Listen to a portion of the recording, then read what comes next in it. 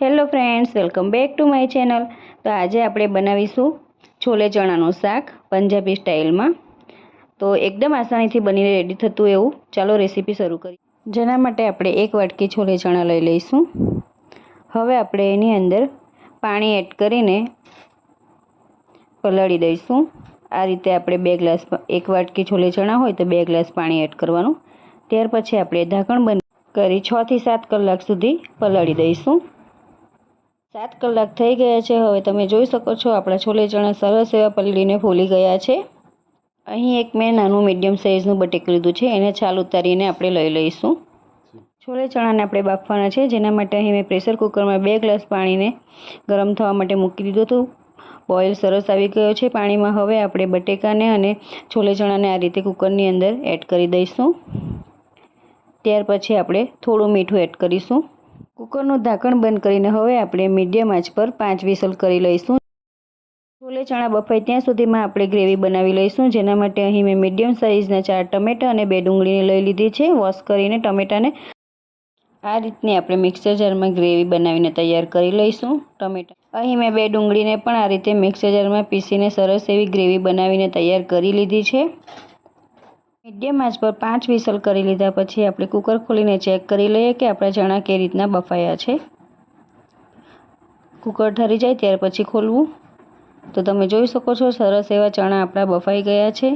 જે બટેકા નાખ્યા હતા એને આપણે એક વાડકીમાં કાઢી લઈશું, અલગથી ડીશમાં કે વાડકીમાં।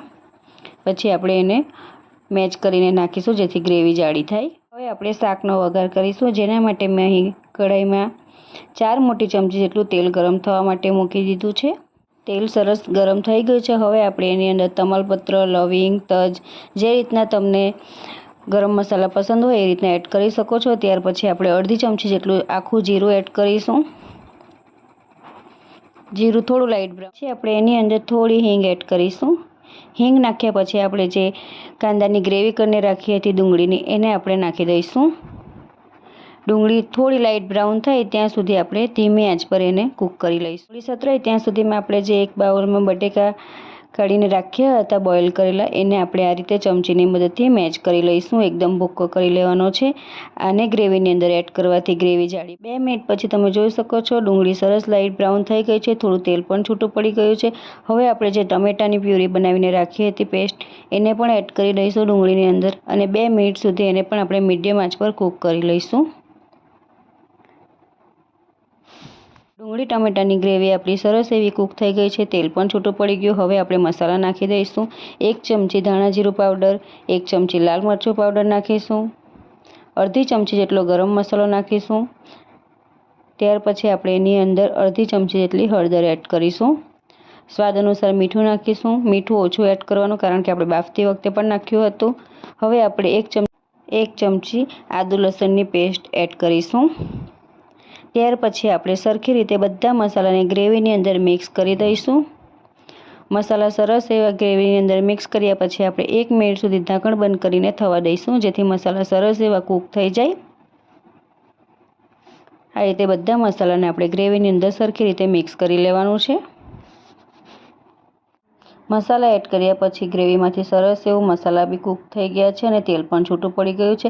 હવે આપણે જે બટેકાને મેચ કરીને રાખ્યા હતા એને એડ કરી દઈશું અને સરખી રીતે મિક્સ કરી લઈશું। આ રીતે બધા મસાલા એડ કર્યા પછી છેલ્લે આપણે બટેકાને આ રીતે એડ કરવાના છે। હવે આપણે ગ્રેવીની અંદર જે છોલે ચણા બાફીને રાખ્યા હતા એને એડ કરી દઈશું। બાફતી વખતેનું જે પાણી બચ્યું હતું એને પણ આ રીતે એડ કરી દેવાનું। સરખી રીતે ગ્રેવીની અંદર મિક્સ કરી દઈશું। જો થોડું ઘટ્ટું લાગે શાક તો થોડું ગ્રેવીમાં આપણે 1 ગ્લાસ કે અડધો ગ્લાસ જેટલું તમને યોગ્ય હોય એટલું પાણી એડ કરવાનું અને 5 મિનિટ સુધી કૂક થવા દેવાનું। હું અહીં 1 વાટકી પાણી એડ કરું છું। જે રીતે તમને ગ્રેવી વધારે ઓછી જોઈતી હોય રસો એ રીતે તમે એડ કરી શકો છો। હવે આપણે 5 મિનિટ સુધી ઢાંકણ બંધ કરીને થવા દઈશું શાકને। 5 મિનિટ સુધી ધીમી આંચ પર કૂક કર્યા પછી તમે જોઈ શકો છો કે સરસ એવું શાકમાંથી તેલ છૂટું પડી ગયું છે। શાકને એકદમ થિકનેસને એવું સરસ આવી ગયું છે। હવે આપણે ગેસની ફ્લેમ બંધ કરી દઈશું। આપણું છોલે ચણાનું શાક બનીને તૈયાર થઈ ગયું છે। આ રીતે તમે એકવાર જરૂરથી ટ્રાય કરજો। મસાલા અને ગ્રેવીના પરફેક્ટ માપ સાથે બનાવ્યું છે। એકદમ સરસ, ખાવામાં ખૂબ જ ટેસ્ટી બને છે આ રીતે. શાકને ઉપર આપણે હવે થોડા લીલા ધાણા કટિંગ કરીને રાખ્યા હતા એને આપણે એડ કરી દઈશું. આ રીતથી એકવાર તમે જરૂર ટ્રાય કરજો, ખૂબ જ સરસ શાક લાગે છે.